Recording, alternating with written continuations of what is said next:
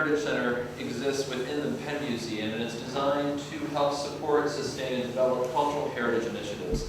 And in that capacity, it has a variety of field projects that it does, but also speaking events and small gatherings like this one, where we can have esteemed scholars like Dr. Kersel. I want to call your attention to our flyer for our spring lectures, which is available at the back, and I encourage you to take one as you leave. Let me say a few words about Dr. Kersel. She's an archaeologist with a doctorate from the Department of Archaeology at the University of Cambridge, which she received in 2006, titled License to Sell, the Legal Trade of Antiquities in Israel. She subsequently had postdocs at the University of Toronto and the Joukowsky Institute at Brown University before taking her current position as assistant professor at DePaul University. She also was the coordinator of the Ambassadors Fund program at the Cultural Heritage Center at the U.S. Department of State. Her research interests include the Chalcolithic and early Bronze Age of the Eastern Mediterranean Levant, cultural heritage protection, the built environment, object biographies, museums, and archaeological tourism. She's currently the co-director of the Galilee Prehistory Project, which investigates social and ritual organization in the Levant, and the Follow the Pots Project, which traces the movement of early Bronze Age pots from the Dead Sea Plain in Jordan. Her title today is The Lure of the Relic, Collecting in the Holy Land. Dr. Kersel. Thank you. I can't decide whether to sit or stand, so I'll start standing, and then if I get tired, then I'll sit down. So I want to thank Professor Richard Leventhal, Brian Daniels, and Sasha Renninger of the Penn Cultural Heritage Center for the invitation to speak today. It's always such a treat to be in your company, and thank you all for coming. I have to start with a few disclaimers, and for anyone who has heard me speak before, you know I always start with this. I claim academic fair use for any of the images you'll be seeing today. Either I took the image, or one of you will have an intellectual moment and we will have an educational experience, and so it's all academic fair use. When I was at Cambridge, I shared a flat with a copyright lawyer, and she told me I could never give a talk without starting with that disclaimer. So, I do my due diligence. Also, to the best of my knowledge, no one appearing in any slide has been involved in any illegal activities.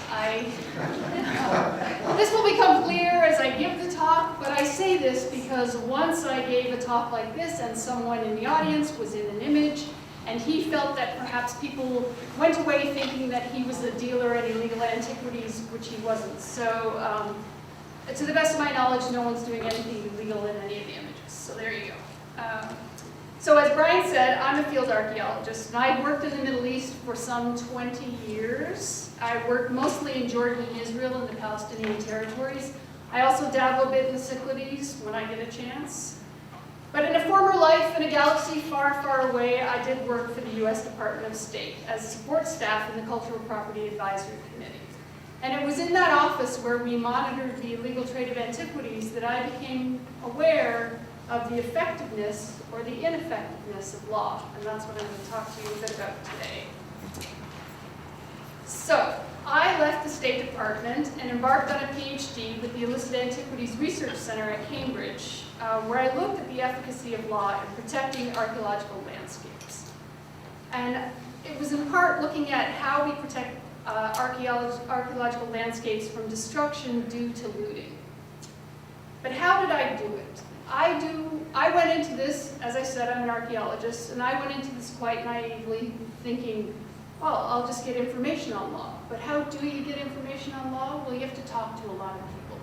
So in fact, my research ended up being a series of oral interviews or ethnographies with the various stakeholders, all of whom felt like they had a vested interest in the trade in antiquities. So I talked to dealers, collectors, looters, government employees, archaeologists, museum professionals, anyone who wanted to talk to me. And in the end, I did more than 100 interviews with people, and it was that data set that I put together. This practice is known as archaeological ethnographies, and it's sort of the hybrid practice of archaeology and ethnography together. And I combine research from Israel, where they have a legal trade in antiquities, from Jordan, where they ban the trade in antiquities, and from the Palestinian Authority, where they're considering legalizing the trade in antiquities under their current draft legislation. But in the final analysis, my research is really about whether or not demand leads to looting. So if we have demand for archaeological artifacts, does that mean that something gets looted? This was the bottom line. So it's the combination of my background in archaeology and my policy work with the State Department that brings us here today to talk about this trade in Holy Land antiquities. And more specifically, as part of this research, I started to become interested in why people collect these things. So it's all fine and good to say there is demand, but why is there demand? Why would anybody want to own an oil lamp or a MB gold or whatever? So that's where today, that's what I'm going to focus on. And I should say I have very disturbing images of looted sites. This actually is my site where I'm following pots. So I'm looking, as one of the research projects that I'm currently working on, I just came back in the spring from doing a ground truthing of this looted cemetery in the Dead Sea Plain in Jordan. Most of the pots from this are for sale in Jerusalem or on eBay, as I'll show you in a little while. And actually, just yesterday, I looked at one of the tomb groups here that's in the collection, which is legally here. I don't want anyone to take away the fact that UPenn Museum is doing it illegal. No. It was donated by one of the excavators because he had possession of it as part of the dispersal of goods known as partage, which was instituted in Jordan until the late 1970s. So it is here legally, so I was just looking at a legal collection of pots, and I'd never seen a legal one before. I'd never seen an illegal one. So this was all good today. So, okay, on with the show. So, the collector, a harmless eccentric who spends his days sorting stamps, impaling butterflies on pins, or reveling in erotic engravings, or quite the opposite. A wily speculator who buys up works of art for next to nothing, only to sell them for fabulous sums of money, all the while claiming to be a true art lover. The motivations for collecting antiquities are myriad. From the outside, collectors are often viewed as narcissistic possessors, exhibitionists, acquisitors, those attempting to gain immortality, and desecrators of the archaeological landscape. Collectors see themselves as heroes, saviors, public servants, connoisseurs, and harbingers of class. So today I'm going to take you on a journey investigating the collecting archaeological artifacts from the Holy Land. And rather than give you descriptions of collections, we'll specifically examine a few famous or infamous collectors of Near Eastern material and the impetus behind their desire to possess the past. We're going to look at the effects of collecting or the demand for this material and how modern artifact collecting works in the Holy Land. How is it actually possible that today we could all fly to Israel, buy a pot, and legally export it from that country? We're going to look at that. And ultimately, we're going to look at what the lure of the relic is. So in the Holy Land, collectors can generally be broken down into two broadly defined categories, low-end and high-end. Low-end consumers are typically tourists, students, and religious pilgrims to the area who want to leave with a small, rather inexpensive memento or gift of their trip. These keepsakes must meet the requirements of what Graeber defines as low-cost, portable, dustable, and more importantly, understandable. For our purposes, the souvenirs of this trip are what Gordon refers to as symbolic shorthand souvenirs. Those artifacts manufactured in the past which evoke a message about an associated place, person, or event. Evocative significance is often of equal importance to the high-end collector in their desire to possess the past. High-end consumers are traditionally wealthy individuals, museums, such as this one, of a particular period and place. While there are some fundamental differences in the way in which low and high-end collectors carry out their purchases, the psychological and sociological factors affecting their acquisitions can be very similar. High-end collectors, individuals, museums, educational institutions, have different motivations for amassing artifacts. While the impetus for a museum or an educational institution might seem clear, teaching, collection building, study, and analysis, the individual high-end collector with a large amount of disposable income to part with The motives might not be so clear. According to Schwartz, collecting has existed for as long as humans conceptualized the idea of beauty.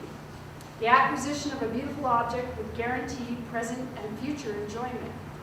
Pleasure, whether real or imagined, attained through owning objects is a major impetus for many collectors. In collecting the Holy Land, there's a clear desire to establish a connection to the land and to the past through the material remains. The collector often attempts to recreate the past through the purchase of the artifact and may variously see themselves as heroes. Musayev, one of the biggest collectors of Near Eastern material, views himself as saving the past for the future. By its very nature, collecting is paradoxical. Simultaneously, it's rational and irrational, deliberate and random, cooperative and competitive, passive and aggressive, stressful and common. It can evoke thoughts of self-worth and importance while at the same time induce feelings of inadequacy when an opportunity is missed or a competitor is more successful. Most theoretical considerations of collecting agree that in the final analysis, collecting is about control. Clifford suggests that the act of collecting is predicated on a particular view of object-owner relationships as based on domination, and the owner of an object is dominant and is imbued with power through ownership. Israelis, buying looted artifacts from Palestine, assert their dominance over the collective cultural legacy through authority over the downtrodden Palestinians, many of whom have resorted to looting as a means of economic survival. Simultaneously, Palestinians loot archaeological sites as a means of resistance, eradicating any presence of a tangible Jewish connection to the land.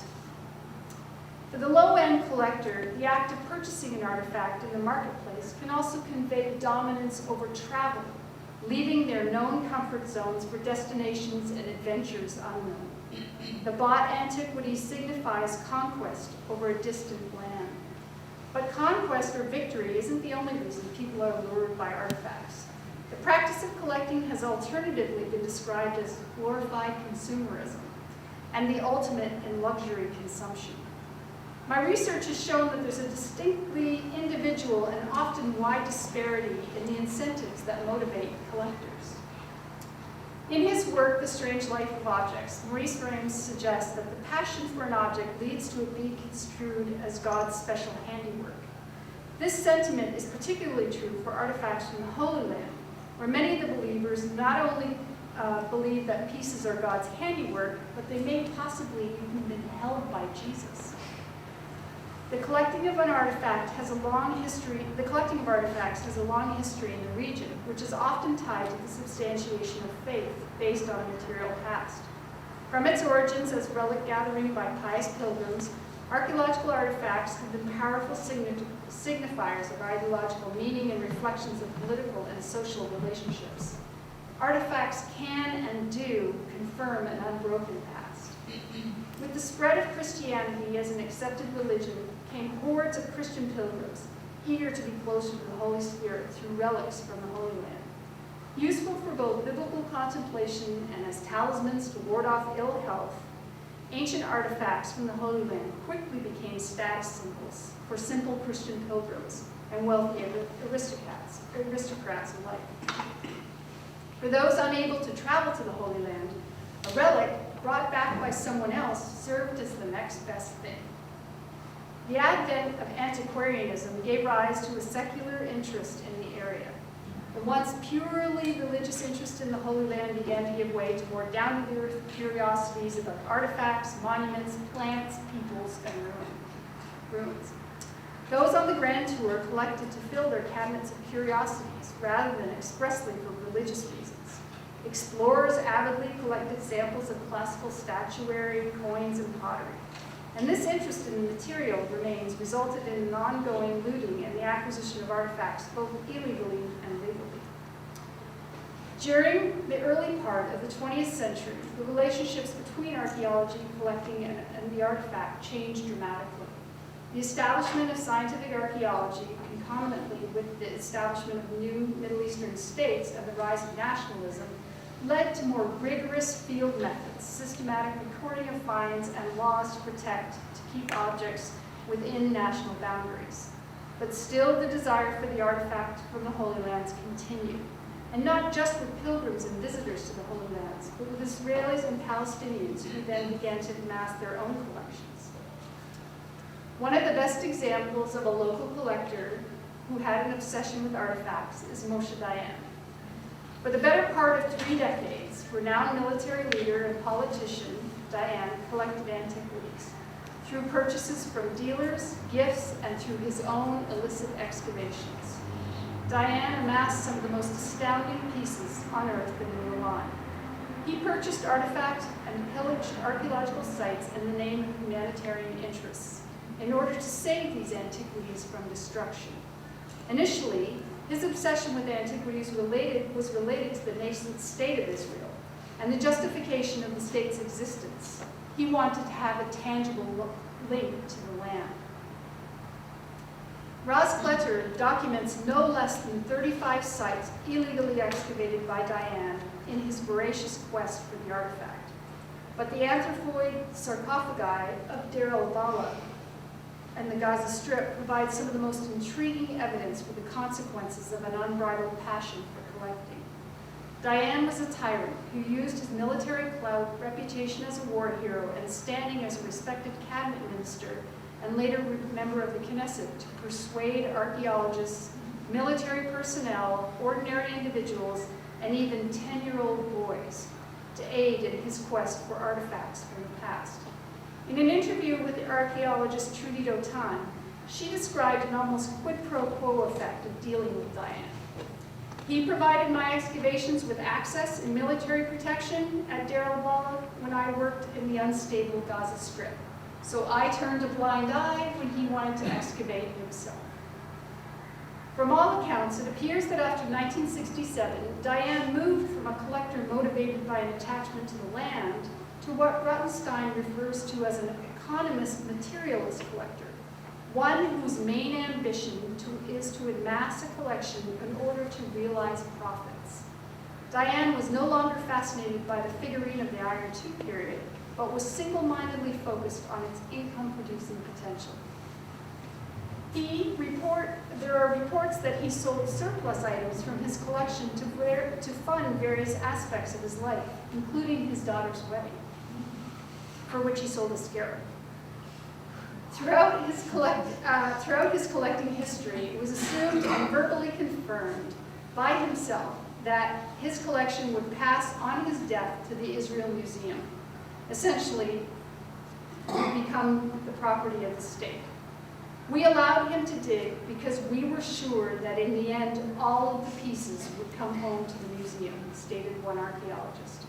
In the end, the artifacts did come to the museum, but with a price tag. Dayan's widow, to whom he had bequeathed the antiquities, offered the entire collection to the museum after his death for $2 million. A private donor supplied half that amount, but the state of Israel paid $1 million for the Dayan collection, which is now highlighted in the newly renovated archaeological wing at the Israel Museum. The motivations for collecting antiquities have increasingly become enmeshed with the economic. It's not just about owning a piece of the past, but now a lucrative investment. I'm sure many of you have seen this, but in December of 2007, Time magazine published an article by journalist Maria Ba entitled "Antiquities, the Hottest Investment." Buying art and antiquities can be a good investment.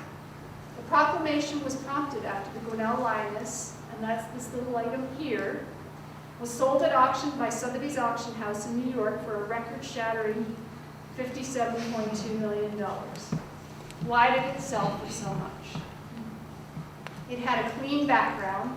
We know exactly who owned it, and we've known that since the early 1930s. It's been on display in the Brooklyn Museum of Art since the 1940s when the person who owned it loaned it to the museum. It has now been purchased by a private collector, and whether or not any of us will ever see it again is unclear. Antiquities in art appear to be the next hot investment, yielding up to a 10% return and aesthetically more pleasing in your curio cabinet than a stock certificate, which may or may not be worth the paper it's printed on. A year later, in the December 2008 Antiquities auction at Sotheby's in New York, Lot 27, the cycladic figurine of the Spetos variety, sold for just over $1 million, reinforcing the trope of art as the next big investment, even during a recession. Recently, I was stunned to come into contact with the purchaser of this figurine. This figurine is very dear to me because the site from which it probably came from, I spent 3 years working there. And we, in the 3 years we worked there, never found a complete one. And this is a complete one that has paint ghosts on it. You can see some elements of paint left over. So I sat down to do an interview with this person about something completely unrelated, and as I turned my head, I was sitting right next to this. So then the interview became about this piece. When I asked him about the piece and the motivations behind its acquisition, he remarked that it was a safe investment, one that could be later sold for greater profit when the economy bounced back. And like the Gwinnell lioness, the cycladic figurine has a pristine provenance, which added to the increased investment potential and assurance of authenticity. The purchaser was really proud of the fact that many people had congratulated him on the purchase, reinforcing the idea of the collector as victor. He also stated that the purchase was better than the stock market at the moment, and there were no Bernie Madoffs in the mix. But the sale of antiquities isn't limited to the high-end buyer or the museum that can afford the $1 million price tag, or from elite auction houses. From the comfort of your own home, in your jammies, you can surf eBay for these artifacts. These are all early examples of early Bronze Age pots from the Dead Sea Plain. I showed you the looted image early on. These pots probably came from those sites. These particular items are all from this early Bronze Age cemetery site known as Baba Dra. Probably one of the, there are 3 to 4 mortuary sites along the Dead Sea where I, as I said, recently conducted ground truthing survey. What most collectors, high-end or low-end, don't realize is that demand for these pots and mace heads in the marketplace can lead, can lead to this. Looting at this early Bronze Age site on the Dead Sea Plain, or the illegal excavation of archaeological sites and thefts from museums and cultural institutions. At the early Bronze Age cemetery site of Feifa on the Dead Sea Plain, individuals have been looting for decades in order to recover artifacts to sell in the marketplace. Every day, all over the world, archaeological sites are looted in order to supply artifacts to the market. So at its most basic, I'm interested in how an artifact goes from the ground, and here I took this image myself, is an image of a pot that looters left behind because it was broken, from the early Bronze Age site of Baba Dra, and yesterday I saw a complete example of this in your collection here, which was very nice. So I'm interested in how this pot ends up here in this shop window in Israel. So how it goes to the consumer. But why does this matter? Why would any of us care about the looting of sites, and why is this topic important? How is it, as someone asked me once, how can you be getting a PhD in that? It doesn't really seem like a legitimate topic.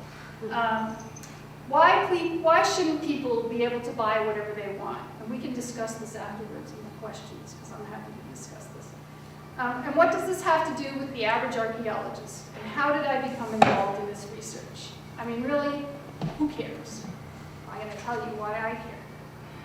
So, as a master's student in Near Eastern archaeology at the University of Toronto, where I studied with Mr. Frank, I did for my master's thesis an attribute study of pillar-based figurines from the Iron II period in Israel. It's not a topic that I chose, it was one I was given, but I was happy to do it.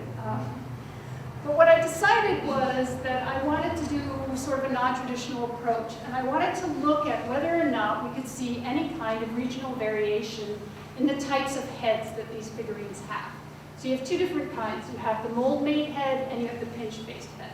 And what I wanted to know was whether or not all the pinch-faced heads come from the north, and it meant that this kind of people lived up there, or this kind of potting tradition was up there. And most of the mold-made heads come from the Jerusalem area. So I wanted to do an ethnic regional variability study. But what I found was it was impossible. Why? Because for most of these artifacts, they're highly collectible and they're in private collections, and we have no idea where they came from because they were purchased on the market. So this was the first time that the purchasing or the looting of sites actually affected me and my research, and this is what started me down this path. Because I was unable to, I ended up doing a variation on this topic for my thesis, but I ended up not being able to do my original thesis design because artifacts had been looted and had lost all their archaeological context, and we did not know where they were coming from. So as I said, they're highly collectible, and here you can see one in a shop window in Jerusalem. Many are also unpublished. That's another story that I'm not going to talk about today. That's another element in archaeology. That's our underbelly, or in private collection. Or in private collections. Typically, they sell from anywhere between $200 for just a head to about $1,200 for a complete figurine. And any one of us could tomorrow go to Israel and buy one on the market there and legally export it. But how is it that any one of us could do this? In 1978, Israel enacted antiquities legislation, and it was a national ownership law in which everything discovered after 1978 belongs to the state of Israel, and they can decide whether or not to sell or export it. This law has a provision for the legal sale of archaeological material from existing pre-1978 collections. While based on earlier mandate laws and ordinances, the Israeli law was greatly influenced by certain interest groups, the collecting and dealing communities whose efforts were spearheaded by people like Teddy Kollek, who was the former mayor of Jerusalem and a longtime collector, and distinguished military leader and politician Moshe Dayan. Dayan, who was then a Knesset member, used his political influence to garner support for the legal market provision during the debates in the Israeli parliament. Simultaneously, wealthy Israeli and Palestinian antiquities dealers and foreign scholars intent on building study collections for their institutions all voiced their support for the licensed trade in antiquities. Currently, there are some 75 licensed dealers in the state, and the trade is estimated at about $5 million per year. As part of the licensing scheme, dealers have to pay a fee for the license and register their inventories with the Israel Antiquities Authority. So they have to provide a list of everything that's in their shop, and they have to provide a digital image, and they have to provide a brief but vague description of the artifact. These inventories and lists are monitored by the anti-theft unit at the Israel Antiquities Authority. But how does it work in practice? So a tourist visits a shop, most of which are in the old city of Jerusalem. They buy an artifact. They even pay value-added tax on their artifact, which they can get back at the airport. They assume that because they're allowed to buy the artifact, they can take it home, and there are no questions going to be asked. But what they don't realize is that they actually need an export license. But in the law, the onus is on the buyer to ask the dealer for the export license. The dealer doesn't have to offer you one. Most people who are purchasing artifacts in the old city are concerned with authenticity. They want to know that what they're buying is the real thing. So they're more concerned with getting a certificate of authenticity than they are with getting an export license. So if the tourist doesn't ask for the export license, and they hardly ever do, then there's no real record of the sale. Okay? This will be important in the next slide. So if the tourist does ask for the export license, in order to get it, the dealer then has to send the digital image and the description of the artifact to the Antiquities Authority for verification. And then they check it against the inventory that they have on file. The register number of the artifact, and let's say this oil lamp is 147, is documented at the IA and at the dealer shop, and if there's a request for the export license, it gets crossed off the list, and the number 147 can never be used again. But if the tourist doesn't ask for an export license, the dealer can sell number 147, buff-colored oil lamp. The Tourists can leave with number 147, buff-covered oil lamp, but 147, the record of that is nowhere. So that number can be reused for the next buff-colored oil lamp that might have been excavated yesterday. So this is how illegally excavated, recently looted material is entering the market through this exchange of register numbers. And that brings me to ask, will the real 147 please stand up? Because you never know what you're getting. So when the low-end collector wants to buy an artifact, the best place to do it is in Jerusalem. How many people have been to Jerusalem and seen the antiquities shops? Been in them? They're fascinating. I highly recommend everybody check them out next time you're there. They are fascinating. They have a lot of very interesting artifacts. So the majority of the licensed antiquity shops are in the Old City. And for those of you who've been, you'll recognize the pattern here as the Via Dolorosa. So this is the pattern that Christ walked on the Stations of the Cross. It is the most highly trafficked area of the Old City. Most pilgrims, tourists, go on the Via Dolorosa, which is where most of the shops are located. So you can follow in the footsteps of Jesus and perhaps buy something that Jesus held, as some of the people will tell you. So one of the things I've been able to do as part of this research is to produce a typology of the types of antiquities shops, because not all of us have the same buying incentives, and we find different kinds of shops appealing. So I recognize that individual collectors, high or low end, visit particular types of shops in order to have a complete experience. Often their preferred shops coincide with the reasons that they collect. So there are those who are interested in investing in art or owning objets d'art, and they frequent the art gallery type of shop. This is the most abundant type. And here the artifacts are laid out as if it's an art gallery. They're usually on a bed of velvet and very little accompanying didactic material. They're decontextualized, and they're basically just art. The archaeological context or find spot is rarely ever mentioned, and it's never actually asked about either by the people frequenting these shops. In the tourist shop, which is the next highest number of shops, artifacts are found alongside floating Last Supper pins, t-shirts, fridge magnets, vials of sand and water from the Holy Land, and ball caps. Things are mementos of visits here and souvenirs of the trip. Many of these shops, most of them are located on the Via Dolorosa, and they capitalize on the Christian tourists to the area who want to pick up an artifact. In most cases, the certificate of authenticity and the date of the artifact are of greatest importance in these shops. At the Cabinet of Curiosities, and these are my favorite kinds of shop, it's like going to your grandparents' attic.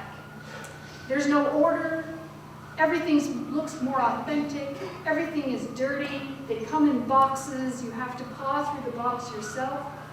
And in one instance, a collector who purchased routinely from a Cabinet of Curiosities shop recounted a tale of woe to me. She bought an authentic artifact from someone dressed in Bedouin garb, who looked more authentic than the other dealers, and that's a direct quote. She took her artifact home, and she thought it looked really dirty, though, and she decided to wash it. And unfortunately, it broke apart into 3 pieces. It was a composite.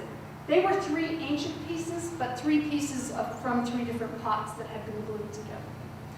Under Israeli law, it's illegal to sell composites. So when I asked her if she was going to report the dealer to the Israel Antiquities Authority, which, she paid money for that, I would think she would want to, she said, no way. He's the most authentic seller out there. I love the thrill of poking around in his boxes of artifacts, and I really like him. Embodying another of the classic collector characteristic, the thrill of the hunt. So really it was about the hunt for her, and she did not mind that she had been duped. At the museum shop, it's like an art gallery, but you get more information. Artifacts are usually displayed in dioramas, and they're actually held by mannequins, or they're being used in the way they would have been used in antiquity. You often get a timeline. When you enter the door, they give you a chronological chart so you know what period you're in. There are clear labels for the discerning customer, but often there are on the label, it's the descriptor is thought to be from the Hebron area, from an old family collection from Silwan. So there are a lot of very broad characterizations of the actual find spot. And then the fifth kind of shop is the private home. And there are only 2 dealers who deal out of their home, and they only deal to high-end collectors. And for obvious reasons, I don't have any images of the people's homes. But this is only about 4% of the licensed dealers. And typically, high-end collectors who wish to remain anonymous frequent these types of sellers. The dealers only have a small number of reliable repeat customers, and they have a very small number of artifacts to sell. All right, so I want to end with an example of exactly how a looted item gets into the legal market, and the low-end collector who wanted to take home a piece of the Holy Land. And for those of you who have written dissertations or who are in the process of writing dissertations, this was my eureka moment, and you know, we all aspire to have a eureka moment at some point in our research, and this for me was mine. So every day, I spent 14 months living in Jerusalem and in the West Bank, and every day I passed Mohammed, and remember, I use all anonymous. In my interviews with people, I never use anyone's names, I never collect anybody's names, I never get them to sign anything, so this is a pseudonym. I passed Mohammed every day for months without ever realizing that in addition to giving shoe shines, he sold coins. In a separate interview with an archaeologist coin collector, he told me that he bought all his coins from Mohammed. When he told me that, I said, Mohammed, who's on the corner of such and such and such and such? He said, yeah, do you know him? I said, yeah, I do. Every day I pass him, and he has a very bad stomach, so every day I would give him Pepto-Bismol, because I had tablets, and anyway. So we had formed this weird sort of relationship, and so I asked Mohammed if I could track his movements with customers, archaeologists, and various people with whom he interacted, and he had no problem with that. So I spent a lot of time hanging around on the street corner with a shoe shine guy. So it's all field work, you know. So there are women in Hebron who cultivate herbs to sell in Jerusalem. While they're doing this, they often uncover coins while collecting the herbs. And when times are tight, they actively dig for coins. During the present situation, it is much easier for women to cross into Jerusalem from the West Bank than men, and they sell their coins to Mohammed. Any coins that they have, they bring them immediately to Mohammed. Mohammed's English is pretty good, and he positions himself well. He offers coins with a shoe shine. And on a good day, he can make between $200 and $300 in direct sales. So when he sells a coin along with the shoe shine. His highest profits are in direct sales, but he also acts as a middleman. He's been in this business for over 40 years, and he knows the valuable coins. He sells the rare coins to an Israeli dealer from West Jerusalem, and he saves the more prosaic, run-of-the-mill coins for the unsuspecting tourist. Jerusalem is an ideally located, geographically advantaged art market state. It's close to areas of looting and buying. All roads in this business lead to Jerusalem. So yeah, lead to Jerusalem. So the blue star up here, this is where Mohammed positions himself in this area. This is the West Jerusalem dealer, and that's about a 20-minute walk. About once a week, the dealer in West Jerusalem visits Mohammed to see what kinds of coins he has, to see if he has anything that he might be interested for his own inventory. The dealer launders the coins that he gets from Mohammed using the same system of exchanging the illegal registry numbers that I mentioned previously. It's there that the coins go from being illegal to legal. If an Israel Antiquities inspector shows up at the West Jerusalem dealer's place to check the dealer's inventory, nothing appears untoward, because every item has a register number that matches the inventory, because the descriptions are so vague. In any case, the Israel Antiquities Authority would probably only confiscate something of national importance, like the James ossuary, which was purchased on the market. We can talk about that afterwards if anybody's interested. One day, a tourist visits the West Jerusalem dealer's shop and asks for a particular coin. The dealer doesn't have one, but he says to the tourist he has had them in the past and that he should come back tomorrow because he might know where to get one. So the West Jerusalem dealer goes off to Muhammad, and Muhammad, and here's the eureka moment, just happens to have one that the tourist is looking for. The tourist returns to the shop the next day and examines the coin. When he asks where it comes from, the dealer says, from an old Hebron family. Right? The tourist buys the illegally excavated coin with the new register number. At that point, the tourist pays about $250 for the coin. If Muhammad paid $5 to the Hebron ladies for the original coin, that's 50 times the original amount. And I should just say that nobody in all of the interviews I have done over the past 10 years has ever given me a true dollar amount, and I don't expect them to. So these are just examples. That's not actually what the person paid. So I have no actual real figures for this, but I do know that often the markup is about 50 times. The tourist is really savvy, though. They've been warned by both their hotel concierge and by the Blue Guide by Kay Crab, which is one of the only guides out there that has, if you're going to buy an artifact that you need to ask for an export license, it's one of the only guides out there that has that. So the tourist asks for an export license. The IA issues one because the coin has a register number and that matches the inventory. So that number then can no longer be reused. That one's retired. The tourist is really disappointed when he gets to Ben Gurion because no one asks to see his export license as he leaves the country. In my own experiences at airport security, and I'll just say that my husband won't travel with me anymore out of Israel because every time we were leaving, I asked the security people, do you get training in looking for archaeological artifacts? Do you ask for export licenses? And they all look at me like I'm insane because, as you can imagine, in Israel, when you're traveling, they're looking for other things, really, bombs and things like that. Not so much coins and export licenses.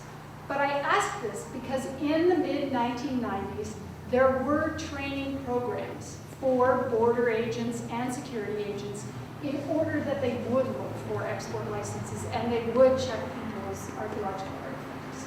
So I do ask for a reason, but I always get looked at like I'm insane. And then spend a lot of time in security, which is why my husband trained. So the Israel Antiquities Authority and the Palestinian Department of Antiquities are chronically understaffed and underfunded, and site monitoring is a low priority, as are border control issues on these kinds of issues. And I'm not suggesting they should be a higher priority, I'm just laying out the facts as they are right now. But demand for archaeological artifacts from the Holy Land is on the rise. Whether it's because it's a good investment or a tangible reminder of a visit or as an object of art, it's a huge business at the moment in Israel. Whatever the motivation, there is little question that collecting is much more than just a simple experience of pleasure. If that were the case, then one butterfly or one ancient artifact would be enough. It is, of course, true that the pleasure of collecting is prompted by a delight in possessions. While a book or a cooking pot or an old typewriter are merely objects to most people, to the knowing collector, such an object, in Walter Benjamin's words, lives the period, the region, the craftsmanship, and the former owner. It's apparent that individual tendencies not only reflect different temperaments, but correspond in many ways to the individual collector's personality.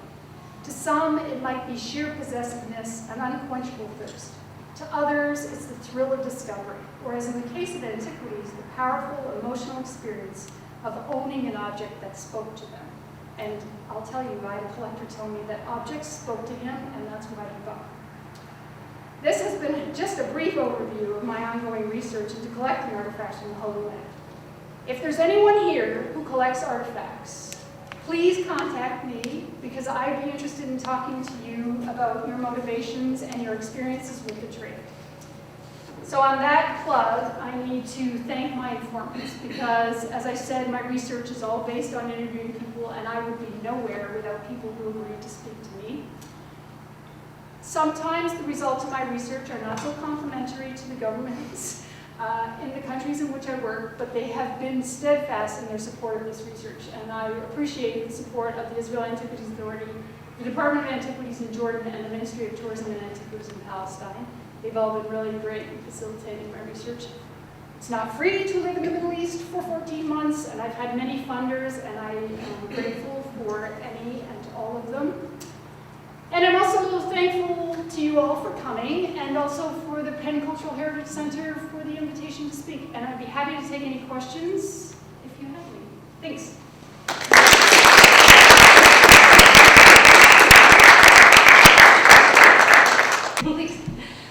I think you started out by saying that part of your central question was, does demand cause looting? I was wondering if yes is the answer, or if there are other factors.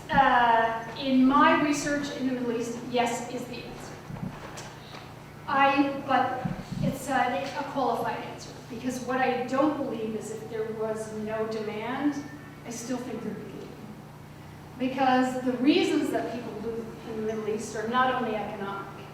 It's something that people do on a Saturday afternoon. They take their kids to Tells and they just dig around. Or it's the product of development. It's also, there are a whole bunch of reasons why people loot, and so it's not just about economic motivating factors. So I don't believe if there was no demand or no looting, but I do believe there'd be a lot less looting. Yes? I have a very elementary question, and I like those ones. yeah, and I came in a little late, so you could have covered it, so I apologize. But the piece that sold at Sotheby's for around $1 million, that The cycladic figurine? yeah. So you said it sold for so much because it had exquisite provenance, but you also said that you think it came from your site. Yes. So what does that mean? This is actually an excellent question, and one we could debate for a long time, and which the people in my circles do debate. So what is provenance, and what is good, clean provenance? Because the same is true of the Gwinnell Linus that sold for $57.2 million. The great provenance on that is not that we know it came from Baghdad or Nimrud or wherever. It's that we know it's been out of Iraq since the early 1930s, which predates their 1936 law. Okay, that's a side comment there, but that's what the clean provenance on that is. And the same is true for that cycladic figurine. It's been in the same family since the 1950s, and it's been, out of Greece since the 1950s.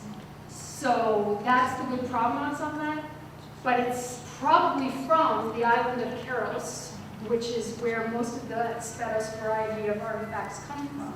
And in the coming year, the publication of our research at Keros is going to come out, and it's actually going to change the way we think about cycladic culture. Because that figurine, right now, if we look at the literature, all the complete figurines that we found have been associated with graves. So most cycladic figurines are thought to be associated, they're grave goods. We found over 500 fragments, no bodies. So there's clearly something else going on with cycladic, but we wouldn't know that because so much of it is on the market. We only know that because we just finished up 3 years of research there. So it's a great question about provenance and what it actually means. It's not, and that's actually why I used the term provenance instead of provenience, which for those of us in North America, provenience is the archaeological find spot. We don't know the archaeological find spot for either of those things. But we do know their object ownership history, which is the provenance. Yes? What is the context of the fragments that you've been finding? Is it domestic? Is it a workshop? No dominion, yes. Okay, so just to preface this, I work with Colin Bradford, so there's going to be some ritual. It has to be. They're what he's referring to, and not everyone who works with them on the same page, symbolic attractors. So it's a ritual site where people are breaking them elsewhere, so they're coming to the island broken, and then they're being ritually deposited. There's no architecture associated with them, just little clusters of them. Yeah, it's a real, it's still a cycladic enigma. Yeah, that's symbolic attractors, some sort of ritual practice. We're archaeologists, we can't explain it as ritual. Yes? It sounds like most of the people that you probably interviewed were related to sort of the visible market. And so this is a two-part question. Did you interview anybody that's sort of an association with sort of the underground legal market? And if so, how does that sort of affect the price tag associated with those objects versus the things in Sotheby's that?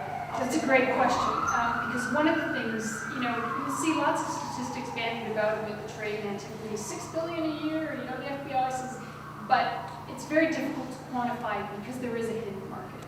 And not only is it hidden in that it's illegal, it's hidden in that it's collector to collector. So it never even goes through any other kind of formalized business arrangement through Sotheby's or through anything like that. It's private collectors who call each other up and say, I have a Spetos figurine. Want to buy it? I bought it for $1 million. Well, I'll give it to you for 1.5.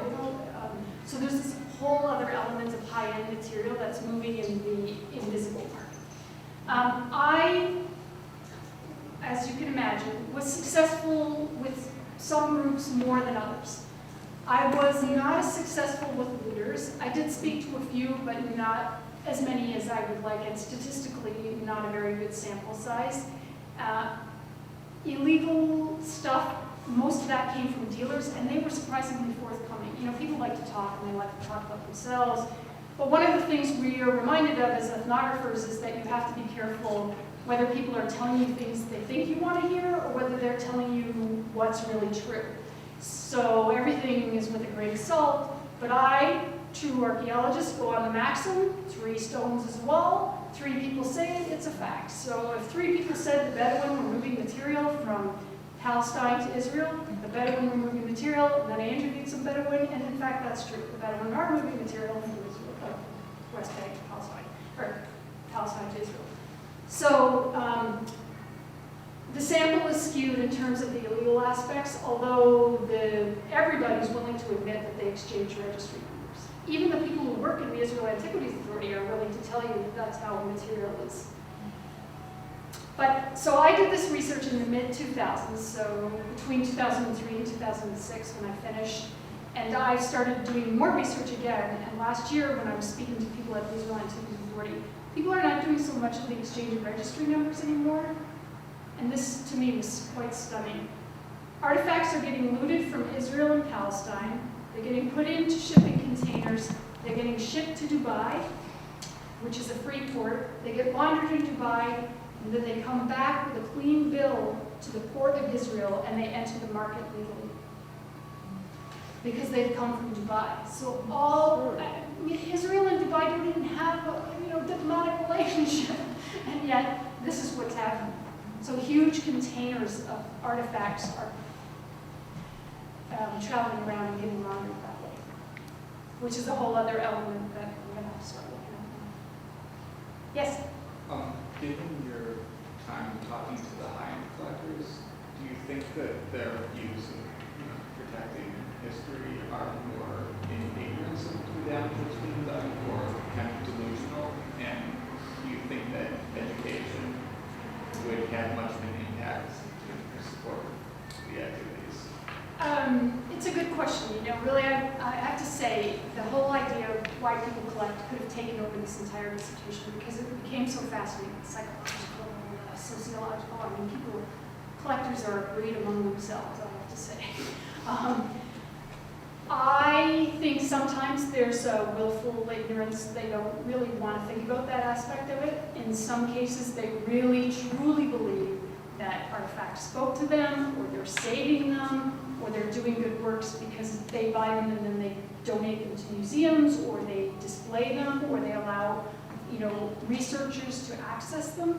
So there's a real element of saving and being heroes and doing something good. And I heard this, I can't tell you how many times, if I didn't buy it, somebody else would. So I don't know, it's a very tricky question in terms of education. There was a recent article in the SAA Record on social marketing and how we can change people's understanding or perceptions of collecting based on negative consequences. So not many people smoke anymore because people get cancer. Lots of people who had diamonds now check the registry because they want to buy blood diamonds because they've seen little children who've been affected, been forced to work in the diamond mines or whatever. We see a dead elephant, people don't, people understand, oh, we shouldn't buy either.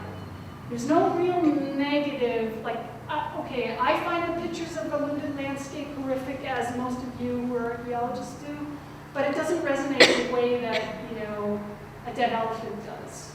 So we have to think of other ways, perhaps, to get that point home, because it's just not reaching the right elements. And the average tourist who goes never thinks about the consequences. They want to go to land because they visited the Holy Land, they want to take home a Holy Land artifact. But there are lots of, the whole other thing I didn't talk about, and that I haven't researched that in depth, is there are tons of fakes on the market. So even if you get an export license, you don't really even know if you're buying, or certificate of authenticity, you don't know if you're buying the real thing. And so there are tons, that woman who bought the composite, clearly it didn't matter to her, but there are lots of fakes. And Musayev has admitted that in his vast collection, he has a bunch of fakes that he paid top money for. But statistically, he just has to have fakes. It just has to be in there. So I'm not really sure the answer to your question in terms of education, because it doesn't really seem, you need a better book in order to sort of, the Iraq War was a good moment in terms of showing the destruction of the cultural landscape and the effect on, all of humanity. But that sort of passed us by now, and we've moved on to the next thing. Yeah? What is the relationship, if there is one, with repatriation acts? Does that come into play in what you're talking about? So in Israel, because it's legal and most people have export licenses, there have been very few repatriations.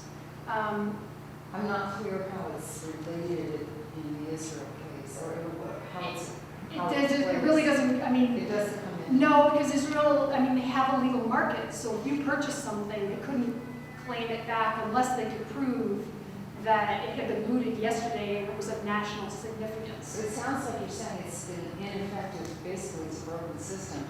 It is. So I'm looking, the next question I'm looking at to raise is someone going to stand up and say, this is not working, we need to go back and look up all these numbers that have been switched out and take some kind of action?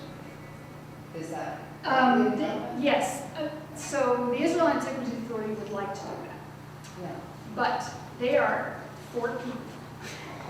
That's the sum total of that dedicated to monitoring this trade. There are 75 dealers, and the movement of material is very quick. So there just aren't enough people on the ground, and they're just, both politically and financially, the will just isn't there at the moment. They just don't see it as a huge issue. So what?